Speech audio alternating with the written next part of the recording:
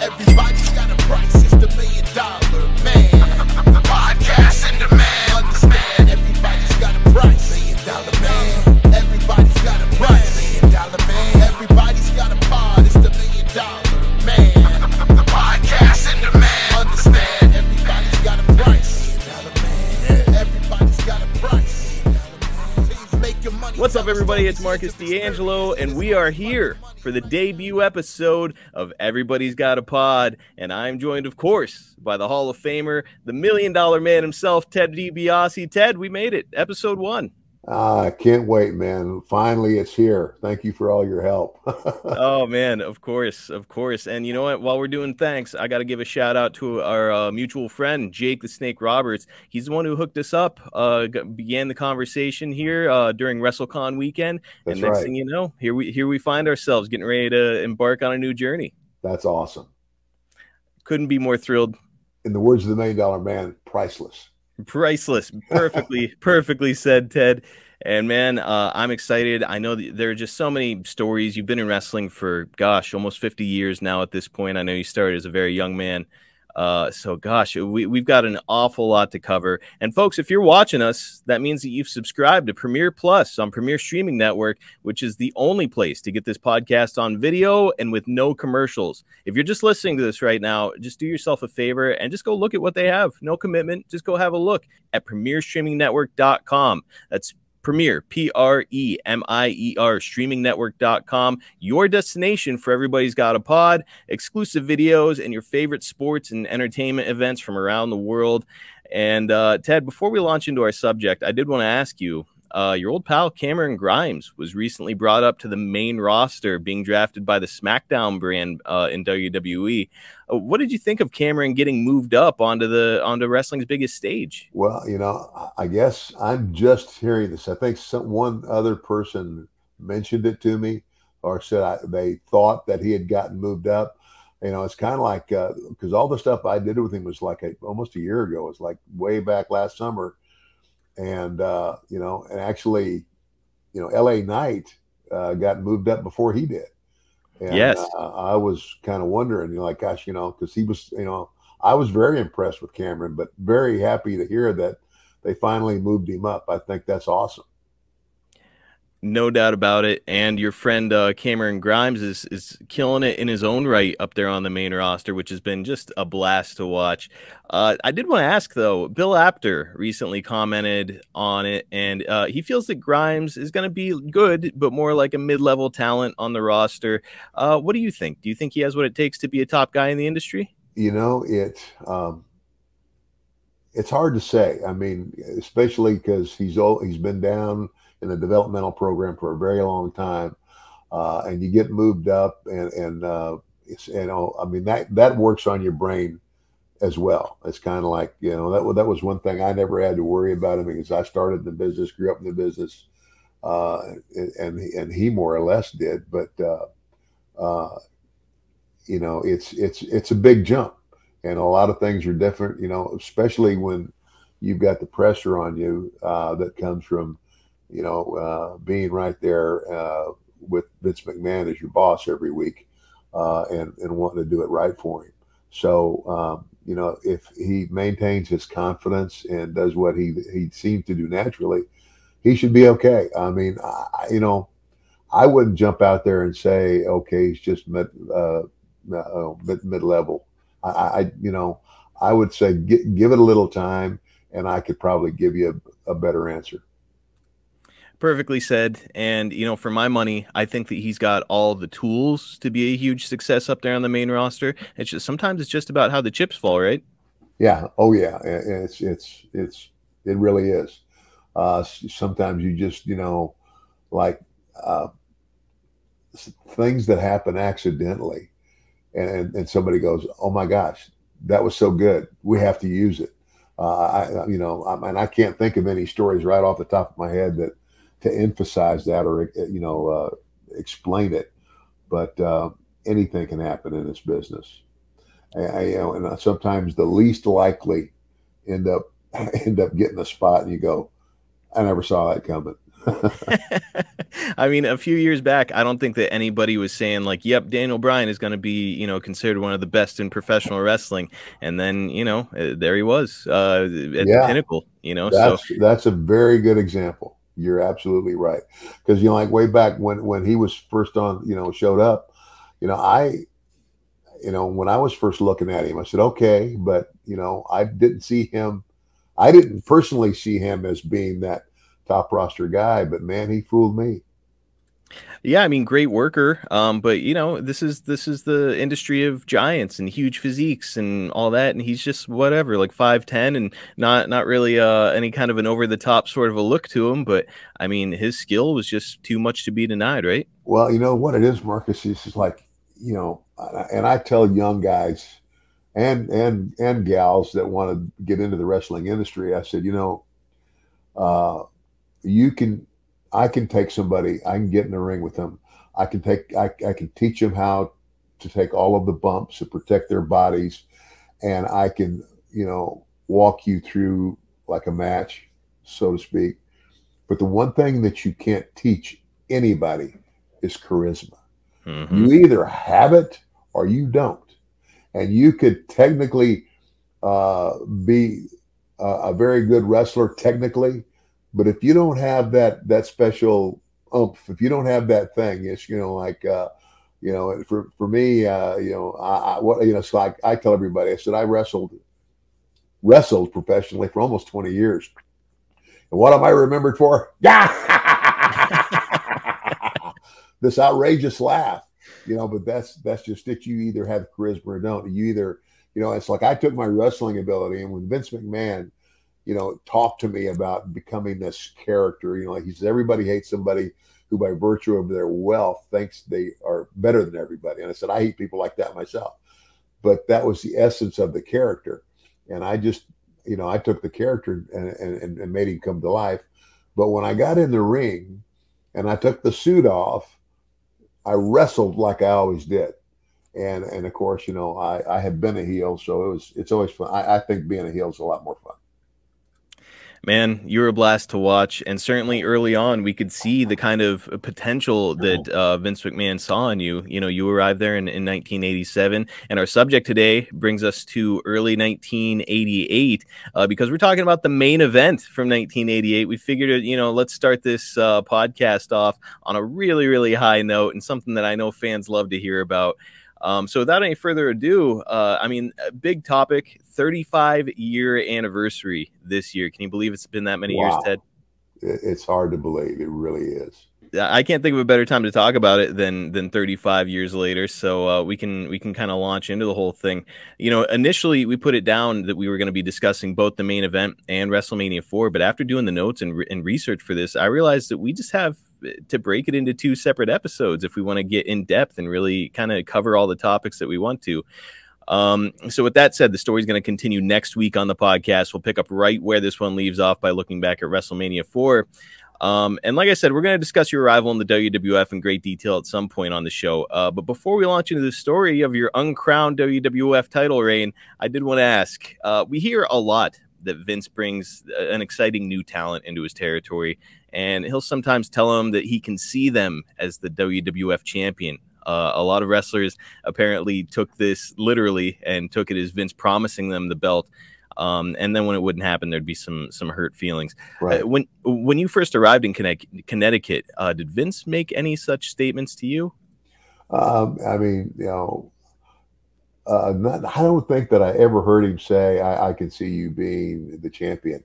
I more or less gathered from him, I see you as being my top heel, and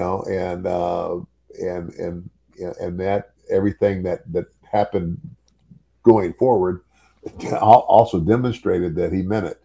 And it's funny. People ask me, I get that question all the time. Aren't you, gosh, you're one of those guys, you're one of the best wrestlers, and you just never became the world champion. And I remind them, I said, even the world champion isn't really the world champion, because it's a show. It's a story. We're telling the story. And for me, my the way I always looked at it was, if I'm going to be a heel, I'm going to be the top guy. The most important thing is being over and making the crowd hate me as much as I possibly could. And you know, if that included, and just to be honest, because I saw where Vince was taking wrestling.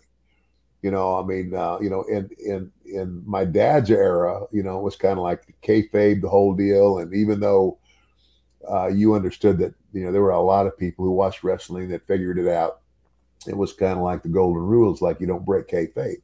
It's like you don't ever give away the trade secrets. Well, you know, it doesn't take long to watch a wrestling match and realize, if you've ever been in a real fight, you know, it's something just not right.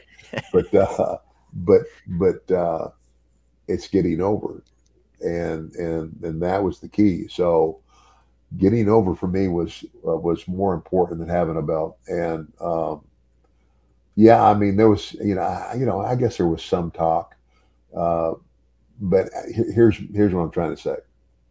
If I had won, you know, if I had somehow cheated the Hulkster out of the belt, along with the help of Andre the Giant at WrestleMania 4, and become the champion, I would have had it, but I wouldn't have had it very long. Right. And because of the direction Vince was taking wrestling, because, you know, it's not just wrestling anymore, it's merchandise. And so, you know, this is when the wrestling action figures started coming out, and then they started with the video games and all the other merchandise. Well, you know, it's kind of like, if you're the bad guy, you know, you're not going to be the champion long, because the kids and the audience, they want to see their hero as the champion. And that's where Vince took it. And so, and I got that. I understood that, which was just the opposite in my era of, not my era, so to speak, but in the early days, or the latter days of before Vince McMahon. It's like, if you were the NWA World Champion. Now, the NWA World Champion went all over the United States and wrestled in all of the territories. Back when it was territorial, he wrestled in all the territories that were affiliated with the NWA. Mm-hmm.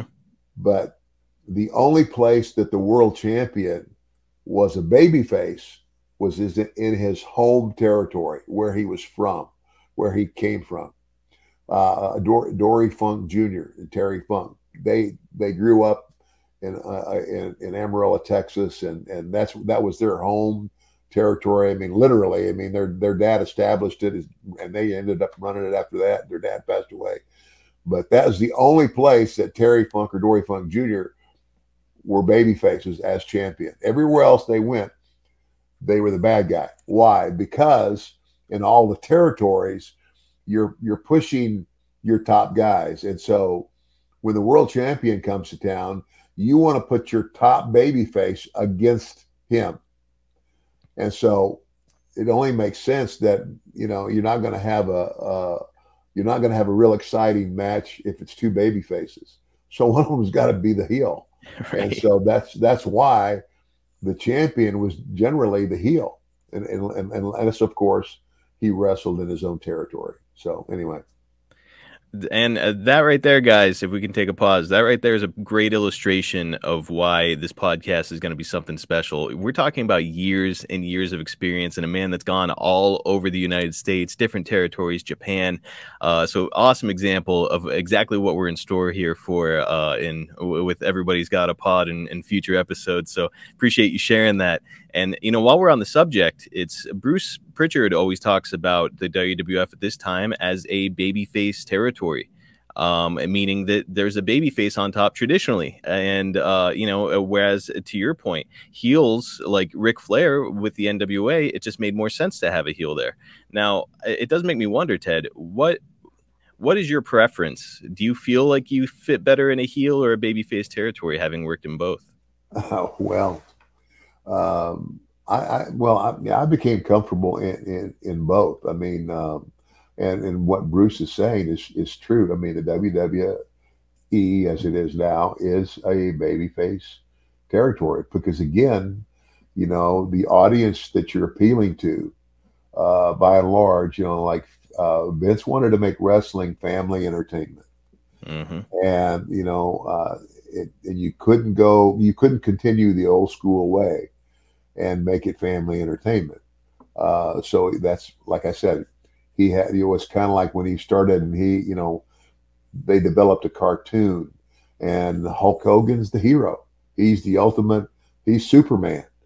And every kid, you know, when the action figures came out, they wanted a Hulk Hogan action figure and everything. And of course, you know, what follows that is, you know, well, the good guy's got to have a bad guy to fight with. So, you know, when, of course, we had our action figures too, but again, the direction of the territory wholeheartedly would be, and Bruce was right. It was a good guy territory. It was babyface territory because that's what's going to sell the merchandise, is highlighting your good guys and ultimately putting them over. And of course, they got to have their villains to, and you actually, I think you would even last longer as a good guy in the territory if it was territorial, you know, than you would as a heel, because whoever that good guy is, like, well, Hulk Hogan, and and I got my run with Hulk, but you know, it was kind of like Hulk and it was, you know, Andre and Hulk had, that was the thing that with the lead in the Saturday night main event, the whole deal, and that's how me and Andre got hooked up and ended up at WrestleMania 4. But you know, going forward from there, you know, all those kids that watch those shows, they want to see their hero. They want to see the hero, and they want to see their heroes win. And that's why Bruce, you know, said, yeah, the WWE is a babyface territory.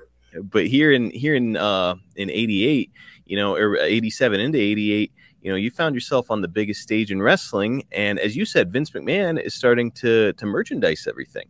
Yeah. And a big part of him trying to establish the WWF as a brand is this monumental primetime special that comes seemingly out of nowhere.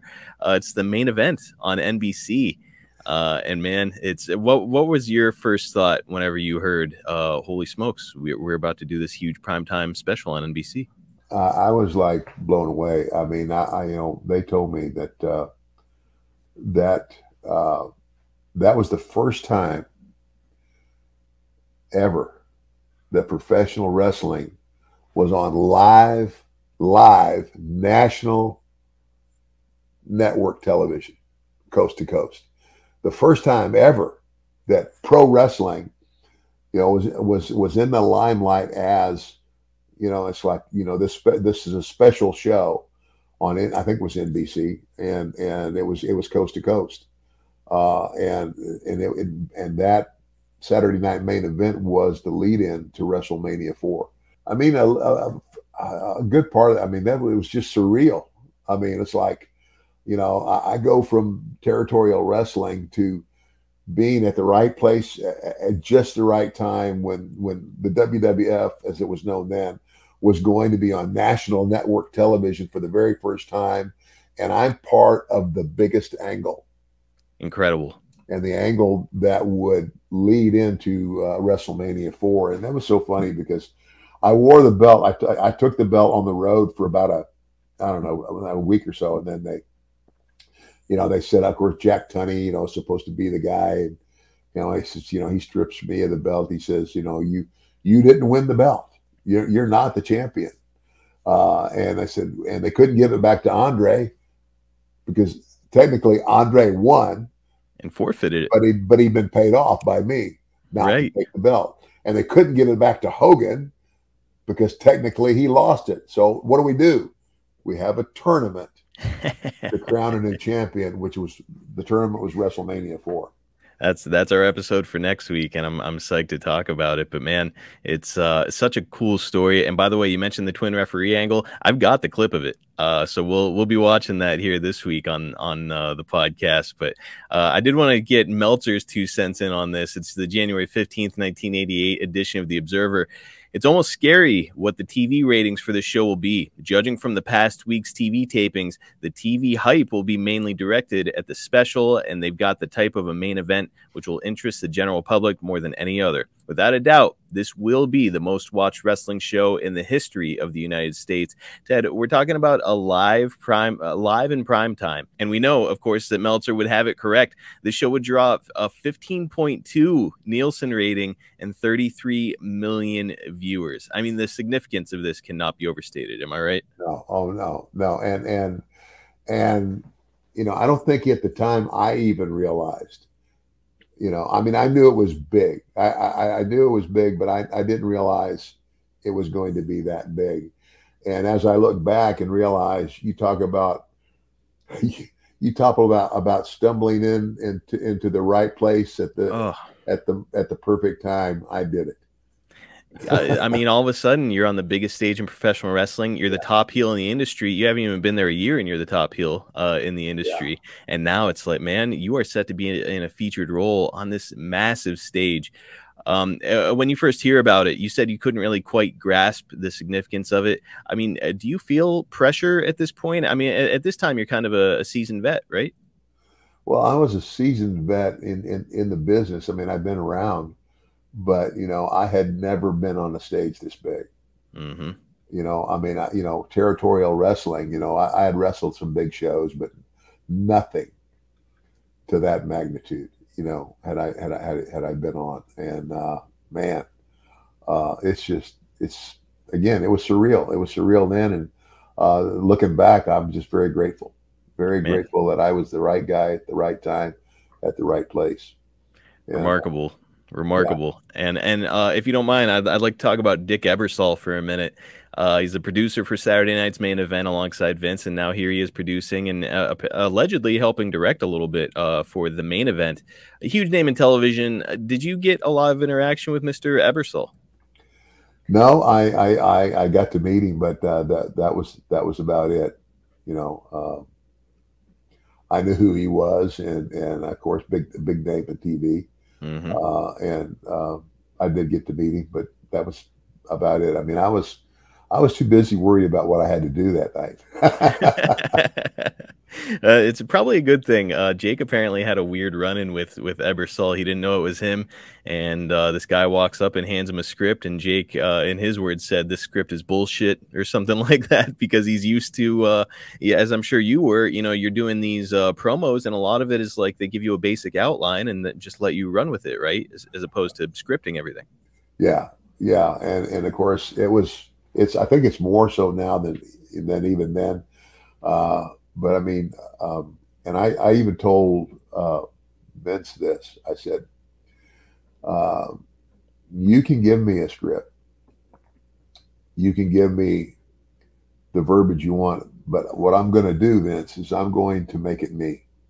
Mm-hmm. I mean, I'm going to read what you have and understand what we're trying to say. But it's not going to be word for word, because it won't be natural for me.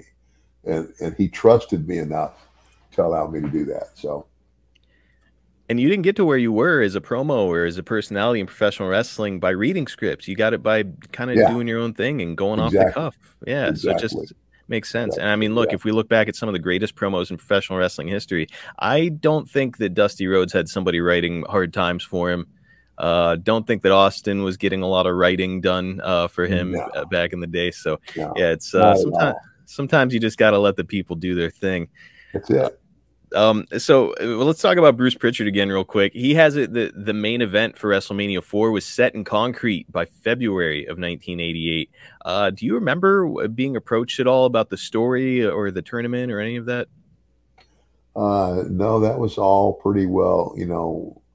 Well, you know, they wanted to keep it hush hush because, you know, they didn't keep it hush hush. You know, stuff like that big. You know, if you don't keep your mouth shut about it, and then it ends up getting out, it gets leaked, and you don't want anything like that to get leaked. And for me, post WrestleMania, I mean, of course, you know, after the after the big Saturday night main event was WrestleMania. And of course, that's the other thing too. Everybody always asks me, like, weren't you upset that you didn't win it there? And I said, it would have been nice for me to win it there. I said, but you got to understand something I understand about the wrestling business is, and because I knew where the wrestling business was going with Vince, family entertainment, you want to make the kids happy, and there weren't too many heels that were champion. That, I mean, they might get it for a while, but all they're doing, they're going to have it just long enough to pass it back either to the top baby face or the next up and coming top baby face. And so I said, look, it's all about what I can do to make the people hate me the most. Yep. And so it was Pat Patterson that approached me with this idea because, I mean, I think they were a little worried, concerned about, they were trying to please a lot of people, Randy Savage being one of those. And that's how Randy ended up coming out of the thing at WrestleMania 4 as the champion. And I said, but when Pat Patterson said this to me, he said, what if you don't win at WrestleMania 4? And then in your arrogance, you thumb your nose at the world title and just declare yourself the $1 million champion and create your own title. And like you put your you put your title up against all comers. I said, do it. Because I mean, you talk about getting people to hate you. Oh my gosh. That arrogant SOB, blah, blah, blah, blah, blah. Who does he think he is? It was perfect. I mean, again, that's it. I mean, that got more heat on me than, seriously, I got more heat by developing and creating my own title than by having the world title for a short time and passing it back to Hogan. Yep. And that's what I think gets lost, because I've heard people say that too, like, oh, he should have had a run with the title. They've said the same thing about Piper, about Jake, Scott Hall, and numerous others. But really, in your case, what made the most sense was that you would say, you know what, I'll just go buy my own. Yeah. Oh yeah. Just incredible. Hey, we mentioned Bruce, and as a side note, I do have to ask. I've heard Bruce say in the past that at this time you would carry large sums of cash on your person, so that if anyone ever tried to call you out on not really being the $1 million man, you could prove it, and then you just give the receipts to Vince. Is there any truth to that? Oh gosh, absolutely. I mean, from the first day I signed the contract, and Vince had this, whoever it was, somebody in the office walked in the room, counted out $2,000 in brand new $100 bills. And Vince says, Ted, this is your flash cash. He says, here's what I want you to do. He says, now, don't abuse it. If you abuse it, you lose it. He says, but you got to pick the right spot, whether it's in a restaurant, a hotel, an airport, wherever you can, lay down the cash and pick up the tab. And he said, like you've had dinner in a really nice restaurant, you get up and say, hey, everybody, just announcement for you. This is your lucky night. I'm Ted DiBiase. I'm the $1 million man of World Wrestling Federation. And your meal is on me tonight, just to prove to everybody that I'm not really a bad guy. Virgil, collect the checks. Virgil go around, get all the checks. We'd add them up. I mean, and bang, bang, bang, lay down the cash, take the receipt back to Vince, and they replenish the money. And Vince wrote that off as marketing. And it was. That's exactly what it was, marketing. But I mean, when he talked, I mean, my mouth had to be like this. Really. And I said, he said, Ted, he says, you're going to be one of the hottest heels I've ever had. And I said, yeah, in front of the crowd and in the dressing room too, with everybody else, because nobody else is getting treated like that. And that was the other thing. It was like, he said, Ted, he says, I don't want you staying at the Holiday Inn anymore. He said, you stay at the Hilton, the Hyatt, the Marriott, whatever. You stay at the exclusive hotels. He says, and again, for the first like year or so, I had limousine service every day. Oh, I mean, airport to hotel, hotel to Coliseum, Coliseum back to hotel.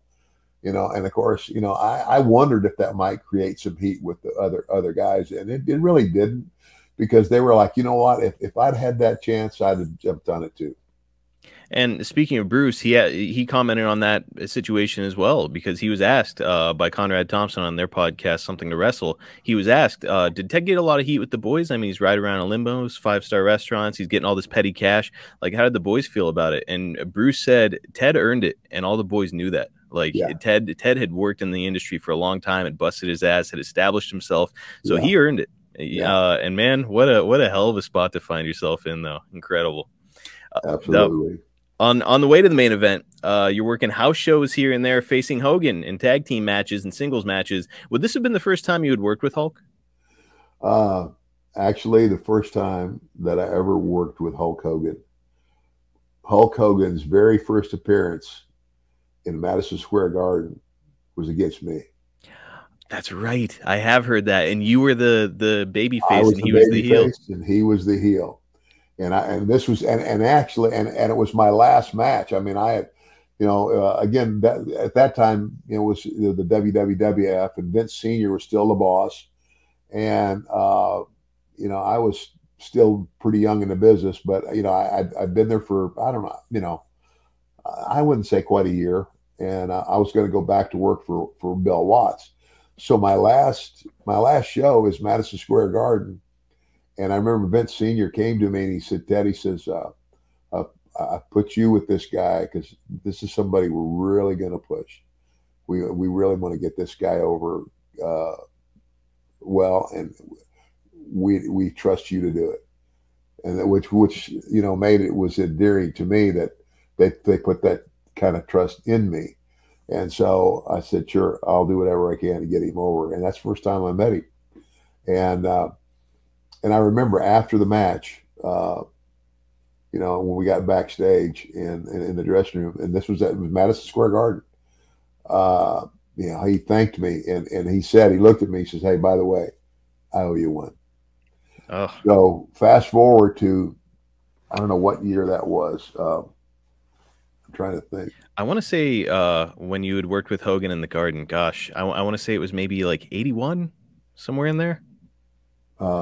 I don't know. We'll look it up and sort it out. 82, but anyway, a few years before he had become this huge megastar. Yeah. And this is, man, that is a good guy to have owe you one, I would say. And here's the thing: when we, you know, when I started back and everything, I guess for the first week or so, I didn't, you know, so the first show we were on together after I actually started wrestling in the territory, it was an outdoor show, and I don't know who he was wrestling, but it wasn't me.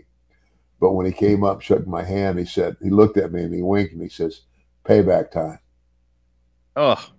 And I said, hallelujah.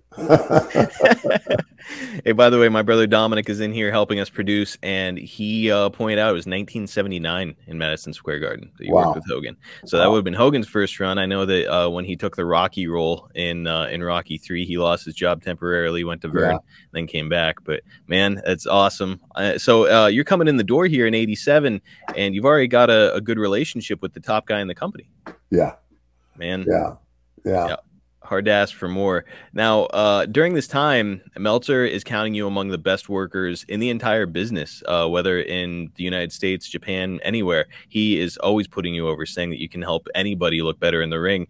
But at the same time, he's taking a lot of time taking Hulk to task, you know, for his style of work. What did you think about the formulaic type matches that Hogan was having? Well, you know, here's the thing. You know, everybody, you know, I've heard a lot of people say, you know, Hulk Hogan really wasn't a great wrestler.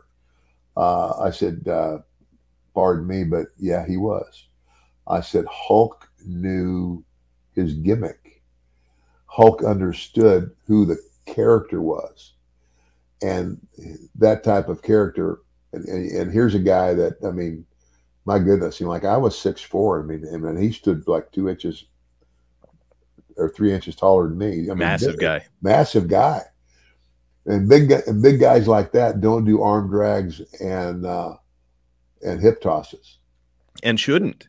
and shouldn't. Exactly. It's just like Andre. And Andre. You talk about somebody who knew how to work.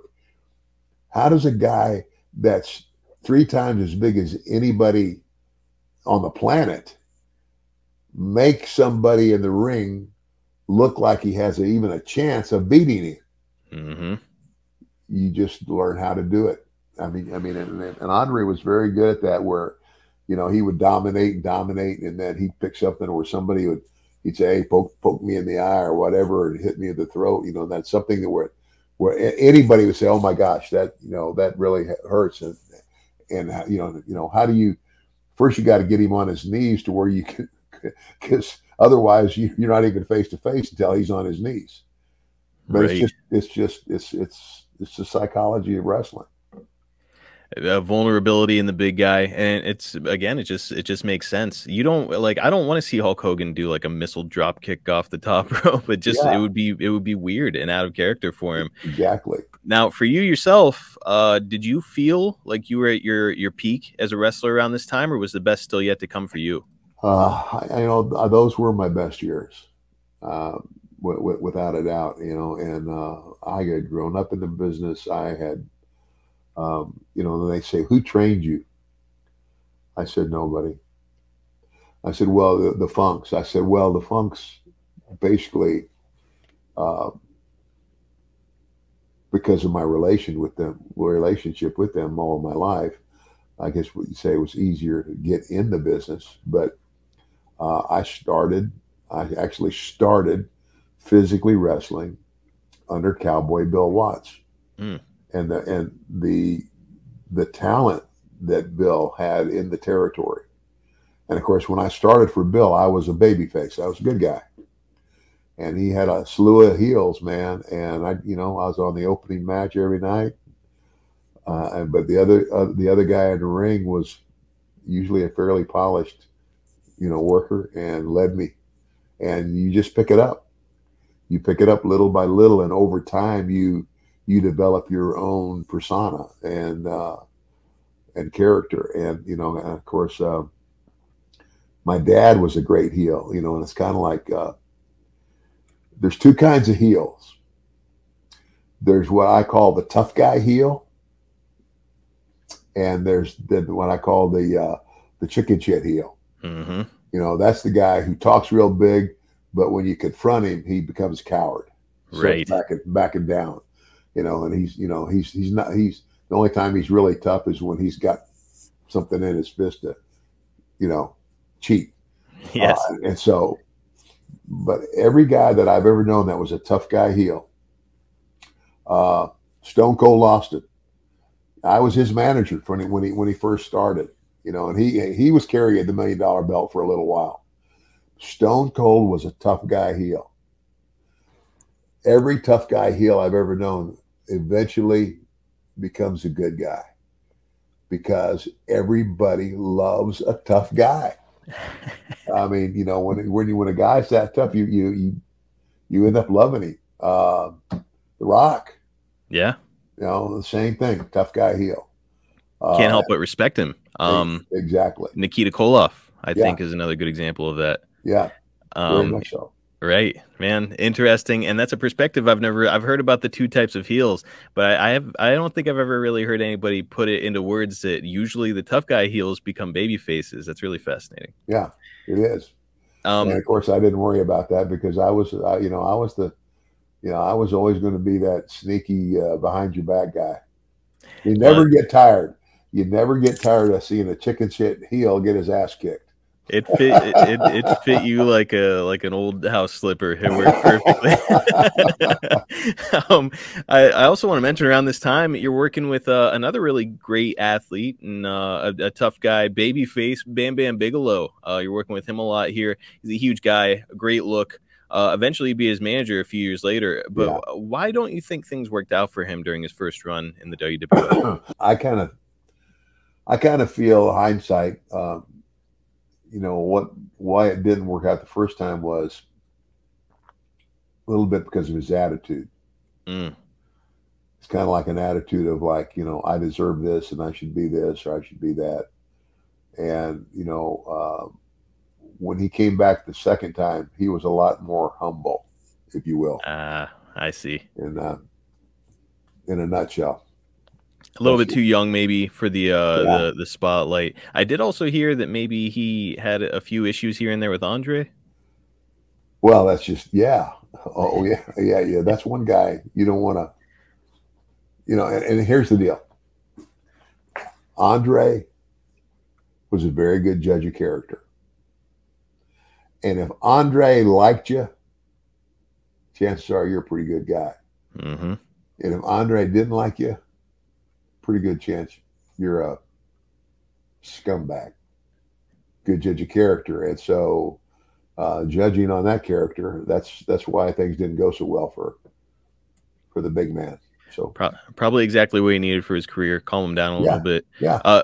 Speaking of Andre, we get a really fun moment between him and Hogan at the first ever Royal Rumble. They aren't in the Rumble, of course, but they do have a contract signing for the main event. And you're in the ring for our first clip of the week. Just a reminder for those that are unaware or don't remember this, Ted had established himself in '87 as the man that could buy anything because everybody's got a price. He attempted to purchase the world title from Hogan. Hogan denied him, like the good hero that he is. And so Ted enlisted the help of Andre, with the idea being that if Andre defeats Hogan, he and Ted have an agreement in place where DiBiase will purchase the belt from Andre. Here's the clip of the signing. Has waited for almost a year for this opportunity. He was robbed of this title just about a year ago. He can take his time. He is savoring the moment. You just hold the mic and shut up. Well, you know, the same thing applies, McMahon. If you were to sit down and buy some new rat trap house, you'd sit down and read that mortgage real close. Jack Tunney already said both principals and their respective representative have indeed read the contract thoroughly. Jack Tunney said it. That's like getting a guarantee from Ollie North. There shouldn't be. There's nothing here that is going to prevent us from signing this contract here tonight, live in front of an audience all over the country. I certainly hope not. All right, make up your mind, Andre. Stop playing games with Hulk Hogan. Either sign it or get up and get out of here, and let's progress with the matches. I'll tell you what, if Andre doesn't sign it, I'll bet you they go at it right now.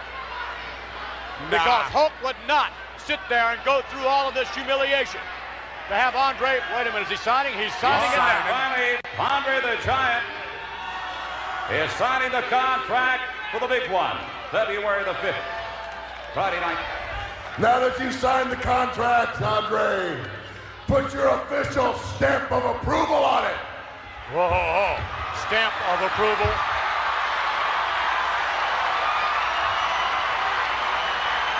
We may have February 5th. All right, Andre, put the official stamp of approval on it. Whoa. Oh, no! Oh, no! Now look how easily he did that. Look at him. Take a long, hard look. Take a look where you're going to see him on February the 5th. Andre the Giant on the way back to the dressing room. Man, just tremendous stuff. Wow. Ted, when do you think is the last time you saw that footage? It's been a while. Yeah, it's been a while. Yeah, and I noticed how young I looked. I'll tell you what, the hair, the outfit, you were looking. You know, how about this? You were looking like $1 million. You know, I've talked to Jake about this a few times on our podcast, but you know, you had come from, as you referenced, the Watts Mid-South territory the year prior, and you'd grown up in this kind of old school way. You know, if I remember right, in Mid-South, you were just like the dude with a loaded glove and just kind of like a wrestler's wrestler. But now here you find yourself and you're in this like shiny suit with this over the top, almost like a comic book type character. Yeah. I mean, a great story, but how were you feeling situating yourself in this kind of cartoonish world? Well, you know, when the WWF first took off, and again, I was still working for Bill Watts, and of course I was watching it, and it was kind of like I had an old school mentality. I mean, it's like, you know, he's killing the wrestling business. Mm-hmm. It's kind of like, you know, making a cartoon out of it. But in reality, with Vince, you know what? It's a stroke of genius. I mean, he took something that, I mean, pro wrestling as we knew it back before, the old school way, like you had mentioned, it started in the carnies. It was like a carnival act, and it gradually evolved. And even though there was always a base core of people who were going to, believe it. Most people, considered wrestling, it's sports entertainment. It's not real. They're not really getting hurt. And that's how they looked at it. But we presented it the old school way in a much more realistic fashion, I guess is what I'm trying to say. And then all of a sudden this guy comes along and he's, got these colorful costumes and making toys and all that other stuff, but what I initially thought was a guy killing the business and wrestling was dead forever, is he made it bigger than it ever was. Revolutionized. Yeah, he really did. And so, I just had to, I had to go, and even when I sat down and talked with Vince about the character, he said, Ted, he says, here's the one thing everybody hates, is someone who, by virtue of their wealth, bullies people. Flaunts his wealth and bullies them. It's kind of like, throws money at their feet, says, yeah, pick that up, peon, and laughs in their face and stuff like that. And I just kind of chuckled and I said, yeah, I can't stand guys like that myself. That's really, that arrogant deal. And he said, that's the essence of this character. And so I started to understand that. But I also understood that when I got in the ring and the suit came off, that I was just going to be the same type of wrestler I always was as a heel. And again, the best kind of heel is, again, what we call the chicken shit heel. Yes. The guy who really is a bully and a coward and talks real big all the time. You never get tired. You never get tired of seeing a guy like that get his butt kicked. And that fit perfectly into what the $1 Million Man exuded. So. Yeah, it's, if you want to exude that whole, like, I can buy anything, I can do anything. I mean, a guy like that, especially if we are going to view this through like a kind of over the top cartoonish lens, he'd probably wear a really shiny suit and throw money at people, stuff it in their mouths. Yeah. So no, man, it worked. Let's talk about Andre for a second. You're spending a lot of time here with him, managing him, tagging with him, etc. Are you traveling with him at this time too? Yeah. A good portion of it was. I mean, obviously, yeah. I mean, most of the time between starting in the business and that first that Saturday night event, the build up to WrestleMania, but from WrestleMania going forward, I was with Andre a lot. That was, in the business we call it the rub. Andre was the rub for me. In other words, the guy that's going to help elevate me to the top level is Andre the Giant. If that makes sense to you. For sure. It's kind of like that rub, like like when Stone Cold came in. It's kind of like Steve, stunning Steve Austin at first, and then but initially they put Steve with me because they wanted to make him a big heel. So, as a manager, and I'm going to have a stable of guys, and he was going to be one of them. Well, and of course, nobody, including me, had any idea how huge that character would get. He went way beyond any expectation. But that was the rub. So Andre was the rub. I mean, Andre had turned heel. I mean, Andre had been loved by everybody. And when he turned heel, my gosh, it's kind of like if they love you, the more they love you and you turn on them, the more they're going to hate you. They're going to hate you even more, and vice versa.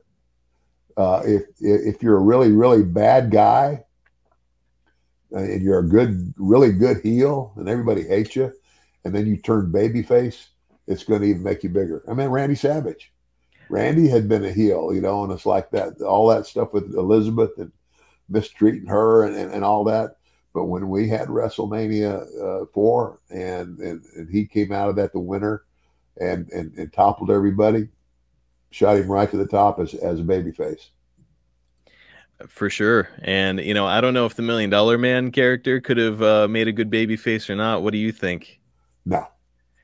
See, he'd gotten too much heat early. No, yeah, you know, it was kind of like I would have had to change too much, and it was too good. It was just too good. I mean, there were so many things that you could do with that character, and we did a lot of things with it. But yeah, I didn't even know what kind of story you would tell to get a guy like that to change. Something really drastic would have to happen in his career to make him turn.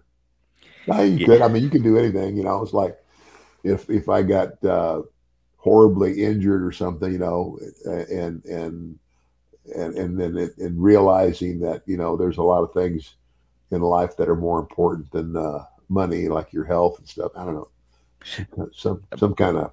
Certainly a possibility. I don't know. You had gained a lot of ill will up to this point. It might be hard to bounce back. Actually, right here on Premier Streaming Network, we've got another podcast called One of a Kind with Rob Van Dam, and I know that you and he had a little run-in when he was just a young man. We will talk about that someday. For right now, let's edge a little bit closer here to the main event.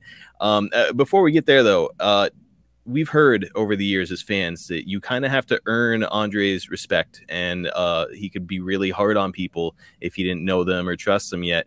Was your arrival in the WWF the first time that you had been around Andre? No, actually, I met Andre while I was still in college playing football at West Texas State. Really? And again, the Andre, and of course, Andre, and again, the territorial days. You know, he would go territory to territory, and he'd go to a territory, and you know, he'd be the highlight on every card in that territory for that entire week, and then he'd go to another territory. And so when the Funks brought him into Texas, and this was while I was still at West Texas State playing football, for whatever reason, both of them, Dory Jr. and Terry, were going to be out of town. They weren't going to be there, and so they said, Teddy, would you take Andre out for us when he comes and take care of me? And I said, yeah, man, I'd be happy to. And so I took the big man out after the show in Amarillo, Texas.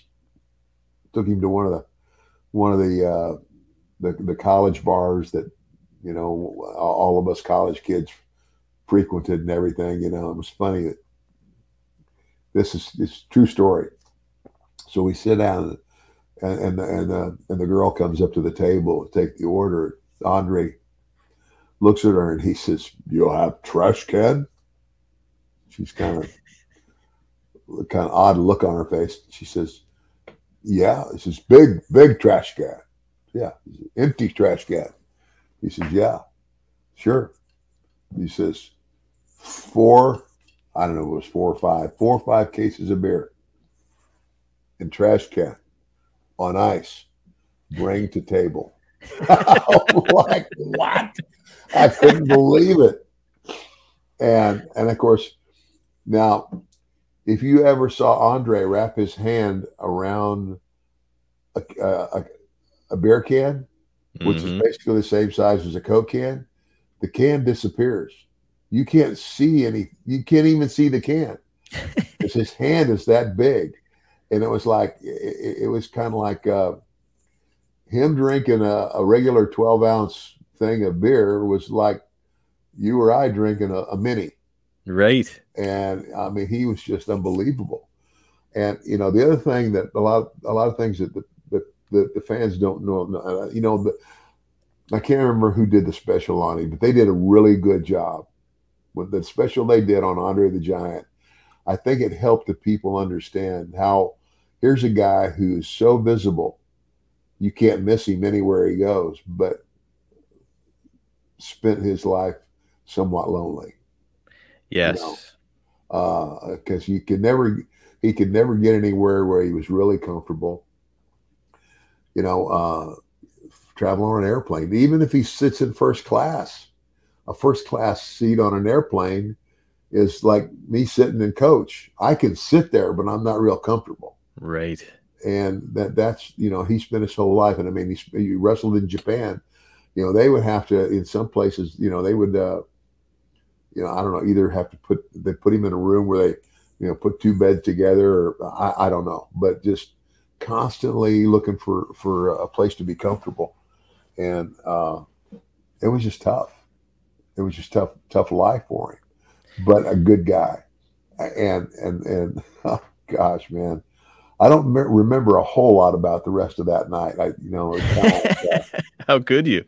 Oh my gosh, 4 cases, my goodness. Yeah, break, boss, drink, drink.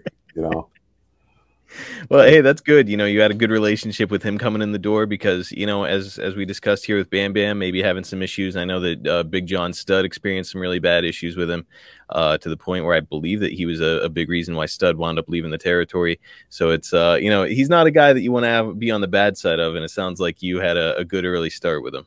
Oh, yeah, I did. I really did. So. Well, Ted, we're here. It's February 5th, 1988, and we're live in prime time on NBC. Man, such an exciting time. And we've got an interesting note from the February 15th Observer that I wanted to read because I'd love to hear your take on this. The result of the main event with Hulk Hogan losing to Andre the Giant was pretty well known within wrestling circles, to the point where it was so well known, I figured it was a false plant. Actually, here in the Bay Area, it was hard not to know the results ahead of time, being that several radio stations had already reported the title change starting as early as Monday, and that the San Jose Mercury ran a story on Friday morning in the front page of the sports section detailing that Andre was going to beat Hogan to set up WrestleMania. The reason all this became public knowledge was Titan had already sent advertising agencies info on WrestleMania 4 with the slogan, "Hogan tries to regain the title."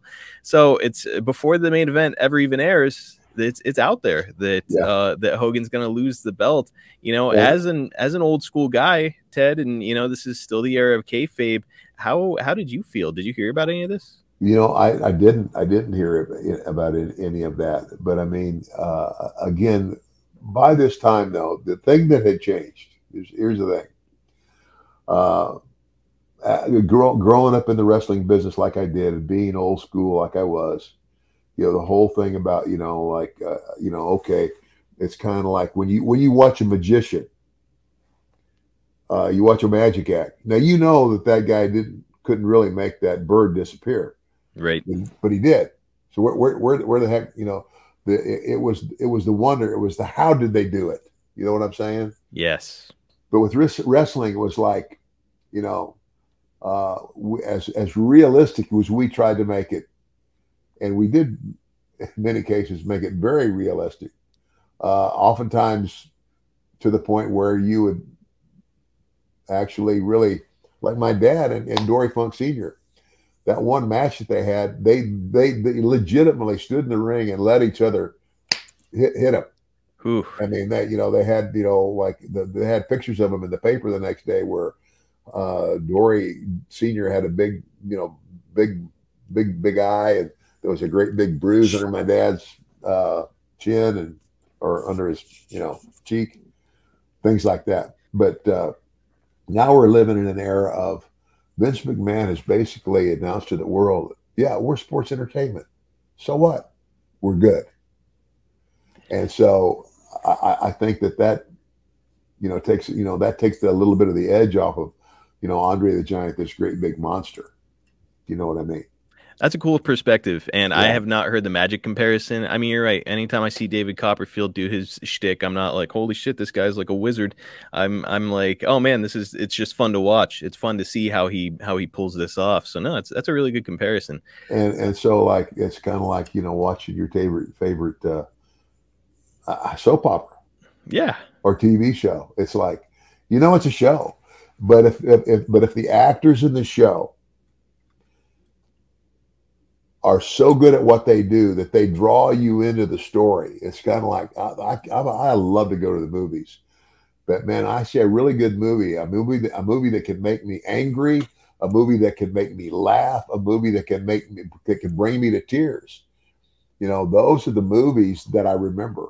And that's because the actors on stage are that good, that you're drawn into that story for that time.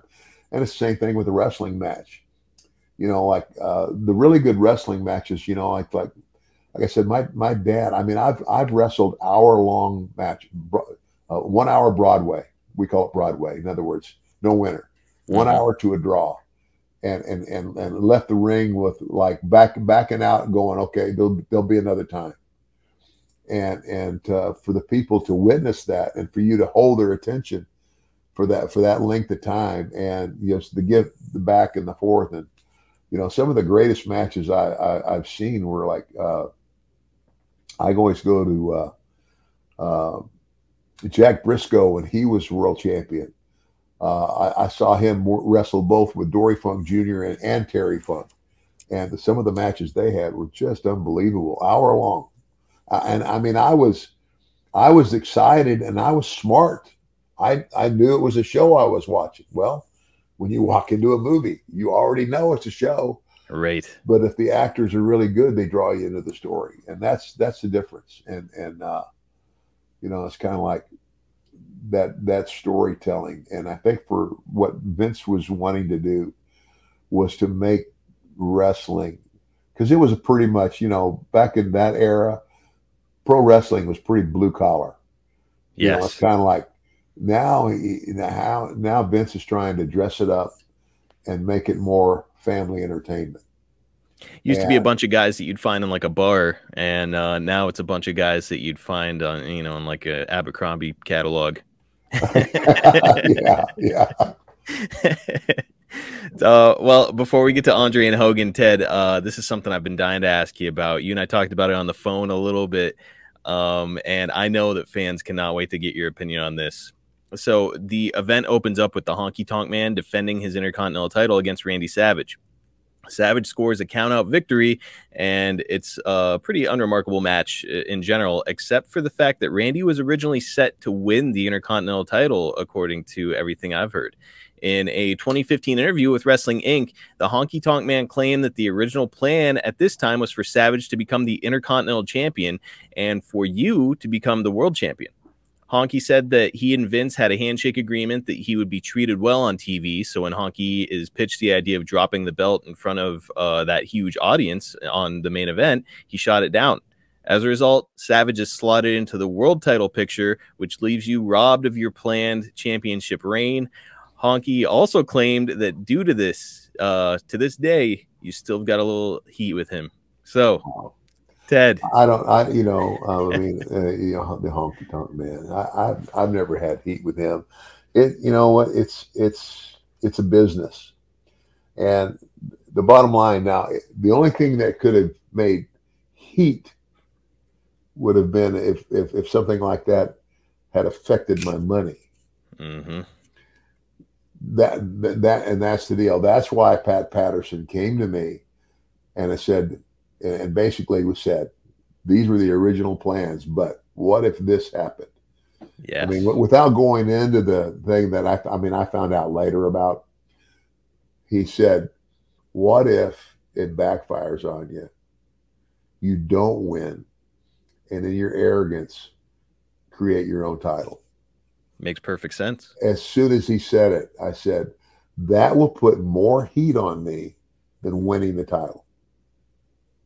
It will, because it's long term. It's like, you know, it's almost like this arrogant SOB is thumbing his nose at the world title and creating his own title to be, you know, to be defended whenever and wherever he wants. I mean, it's kind of like, you know, what an arrogant SOB, right? Well, that's the whole point. It's the heat. You know what? And I would say I probably had more heat by creating that new title than by, and like, again, I said earlier, if I had won the title, I'd have had it, but I wouldn't have had it very long, because I'm either going to the title switch is either going to be, either going to go back to the original champion. Yes. Or a lot of times they'll use the intermittent. They'll let a heel win it, so he can pass it on to the new babyface champion, a transitionary champion. Yeah. So no heat. No heat. I don't care. It's about money. That's it too. As long as none of that affected my money, it's like because I was still working on top. And that's the important thing. And I think that's what a lot of fans tend to lose sight of, is they're like, oh, Ted should have had that world title. It's like Ted got paid because he got to work in some main events and was rubbing up against some of the biggest stars in the industry. So like, if I'm Ted DiBiase, my mindset is the same as yours, man, where I'm just like, yeah, let's just make sure I get some money. I don't care. Like it's a work. I don't care if I win or lose or whatever happens. Yeah. Now let's set the record straight though. Were you told, ever told straight up, the intention is for you to win the world title? You know what, Marcus? It was so long ago. I mean, I don't believe I was. I really don't believe I was. I assumed it. Mm. I mean, I assumed that, like, well, okay, when we go, but again, back to Pat Patterson. And that's what he said to me. I mean, I guess it's a roundabout way of telling me. But he said, everybody's assuming that because of what happened, you're the top heel and everything. It's like it's almost like the smart wrestling fans are calling the shot, and you're gonna win this tournament, and have the run with Hogan, and it backfires on you.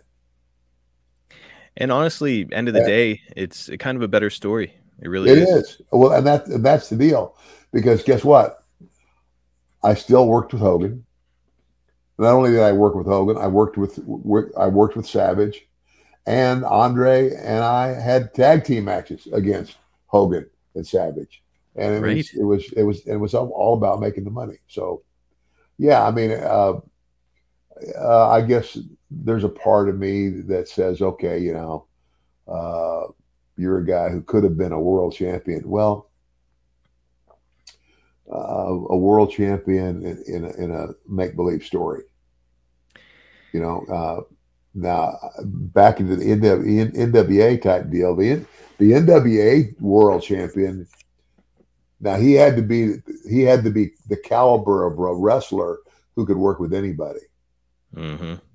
Because everybody, he's, like as that champion, you're going to go to the territories and you're going to wrestle with the top baby face in that territory, and you got to make him shine. You got to make him look really good, and you got to be able to do that. Well, I get that, but this is a different beast. This is like, wrestling has become family entertainment, half-heartedly cartoon. I mean, I'm walking out there, in a suit with a valet, but when the suit comes off, we have the match, and you're all business. Again, it's all business. Yep. That's it. It's, at the end of the day, it's not about whether I would rather not have the belt and have more money. That's it too. I would be the highest paid job guy in wrestling if I got that option. Yeah, no problem. Hey, so I did want to ask, and you mentioned it, it's wins and losses, it's a belt that's kind of given to you, etc. I'm curious about your perspective on the Honky Tonk Man kind of refusing to drop the Intercontinental title. I've spoken to Jake about it, and he says that he feels it's kind of the mark of an insecure performer. Like, look, it's a belt, it's a loss in storyline. It doesn't really matter. What do you think about that? Honky was saying that he felt it would hurt him in front of this big TV audience and maybe destroy his credibility for other promotions. What do you think? I think, I just think that's, he's telling you straight up what he was afraid of. Mm-hmm. And I guess that would be that's a lack of confidence in his own ability. It's kind of like, at the end of the day, it's a work. It's, I mean, whether you have that belt or whether you or that title or whether you don't have that title, it's how you perform in the ring and and how many butts you can put in the seats.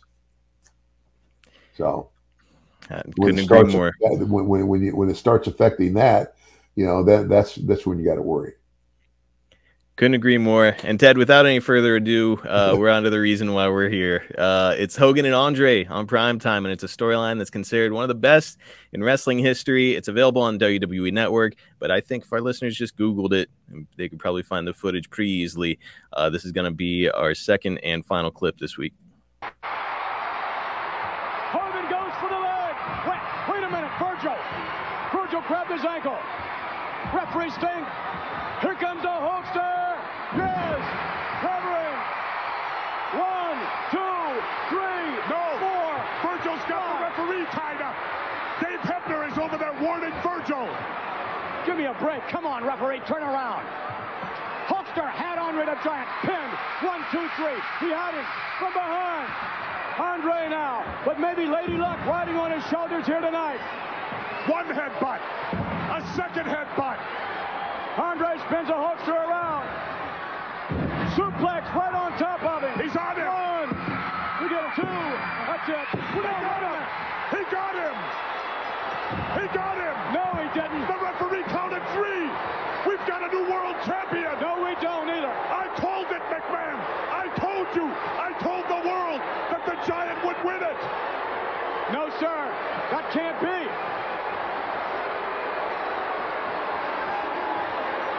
I don't ever want to hear you doubt me again, McMahon. Never, ever again. Dave Hebner, the referee, is outside.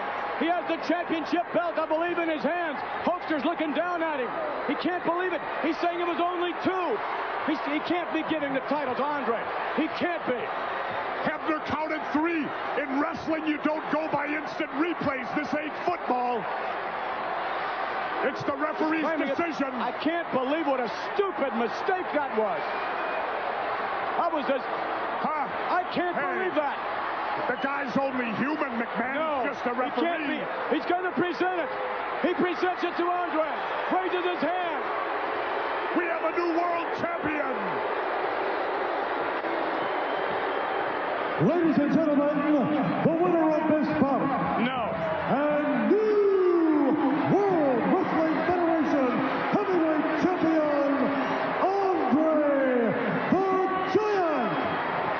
That can't be. There he is, the new world heavyweight champion. The myth of Hulk Hogan's over. Well, you are the new World Wrestling Heavyweight Champion. This is no surprise. I told you I was going to win the World Tag Team Championship. And now, I surrender the World Tag Team Championship to Ted DiBiase. Wait a minute. Hold on, Andre. What are you saying? You surrender the title to Ted DiBiase. And this is the new That's ridiculous. That's ridiculous. Oh, I can't believe it, ladies and gentlemen. Hulkster is coming over.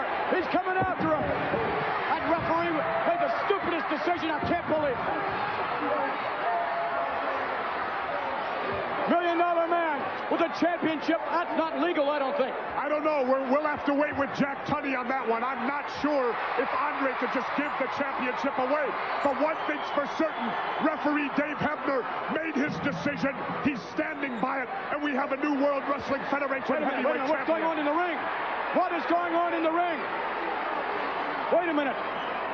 Is that Dave Hebner? Or is that Dave Hebner? How could there be 2 Dave Hebners? Look at these guys. Wait a minute. They look just alike. They look just alike. The guy on the right's Hebner, isn't it? The guy on the left is Hebner. Wait, though. The guy on the right is. Wait a minute. The Hulkster's coming over to figure out which the official referee assigned was a man by the name of Dave Hebner. I can't believe we're looking at 2 Dave Hebners. What's going on here? There's 2 Dave Hebners. What's going on? The Hulkster's trying to find out who the real Dave Hebner is.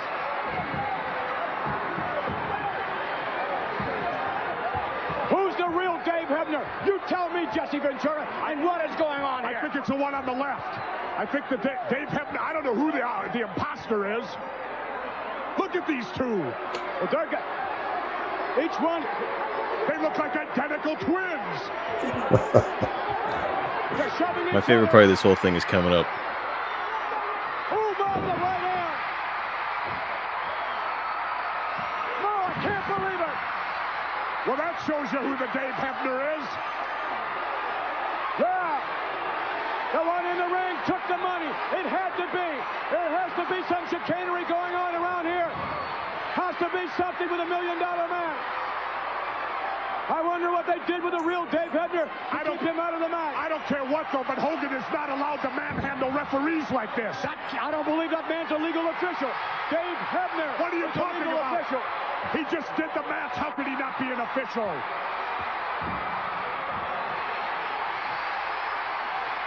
Hulk Hogan. And I don't know whether that, oh, wait a minute. Coming back. Oh, look at this. Whoever that man is, he's high above the air. The Hulkster knows. Look out. Oh.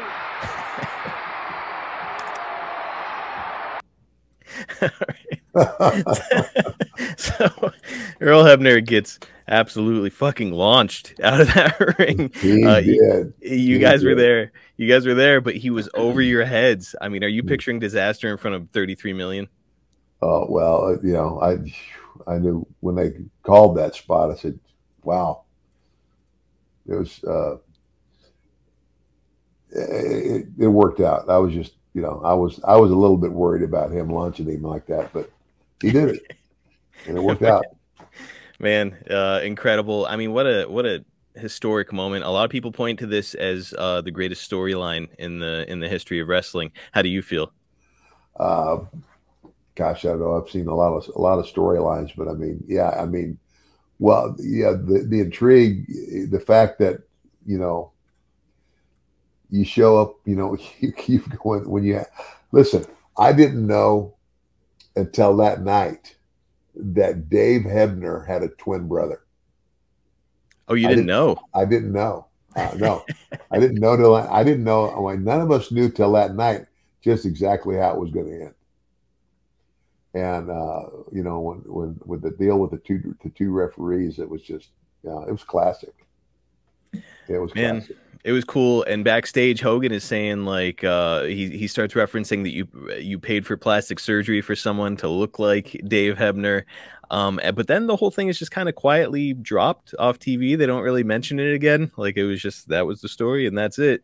Yeah. Do you feel like a little meat was left on the bone? We could have pursued this a little bit further. I don't know. I don't. Oh, you mean with the referee thing? Yeah, yeah. Well, you know, anything with the referee deal would be, you know, you don't want to take anything away from the heat with the two people in you know, with Hogan, me, Savage, the whole deal there. I agree. And look, the story is going to continue next week. I've got one more question for you. And next week, by the way, we got a ton of fan questions. We'll answer them all next week at the conclusion of the WrestleMania 4 episode. Last question for this week. How critical was this story for your career?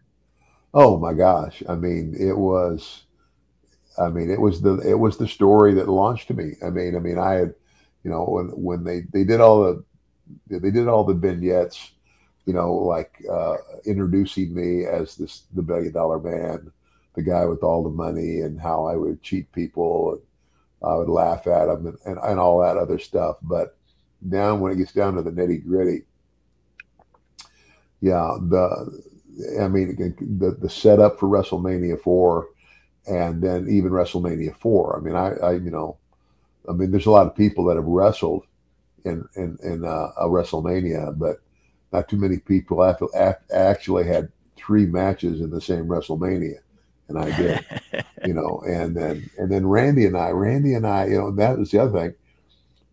WrestleMania 4 is the first time Randy and I had ever touched. We had never wrestled each other before that night, and it was great. Man, an electric atmosphere, and we're going to be talking about it next week. I can't wait to discuss WrestleMania 4. Before we go, I want to remind everybody, we have got a free giveaway going on right now. We've got not one, not two, but 12 signed items from the $1 Million Man himself, and we're giving them all away for free to subscribers on our YouTube channel. 11 winners will receive signed Panini Select trading cards of Ted, and one lucky winner will get a signed Funko Pop. Again, it's completely free. Just subscribe on YouTube and you're eligible. That's it. Go right now to youtube.com/everybody's got a pod. Subscribe and you'll get some awesome content over there and be automatically entered to win future giveaways. And hey, look, if you want to hit the notifications bell while you're over there, please do. It would help us out. It would also help us out if you gave us a 5-star review on your podcast platform. We're a brand new podcast and we're looking to make our mark, and we could use your help. So please, if you're enjoying what you're hearing, give us a 5-star review. It would certainly mean a lot to us. We'll be back next week again talking about WrestleMania 4. But in the meantime, we'd love to have you follow us on social media at Ted DiBiase Pod on all social media platforms. You can follow Ted at MDM Ted DiBiase on his social media. Follow me at Marcus P. D'Angelo on Twitter, and follow Premier Streaming Network at Watch on Premier on Twitter and at Premier Streaming Network on Instagram and Facebook. Again, if you'd like to get this podcast on video with no commercials and get access to a ton of sports, entertainment, and other shows, get over to premierstreamingnetwork.com. Sign up for Premier Plus, and I can guarantee you won't regret it. Ted, episode 1 is in the books. What do you think of your first podcasting experience? Hey, like I always say, everybody's got a price for the $1 Million Man. And this was priceless. It was priceless. And guys, we will catch you next time right here. That is, I'll tell you what, that music, that could be the perfect outro music for the podcast. We'll catch you guys next time right here on Everybody's Got a Pod.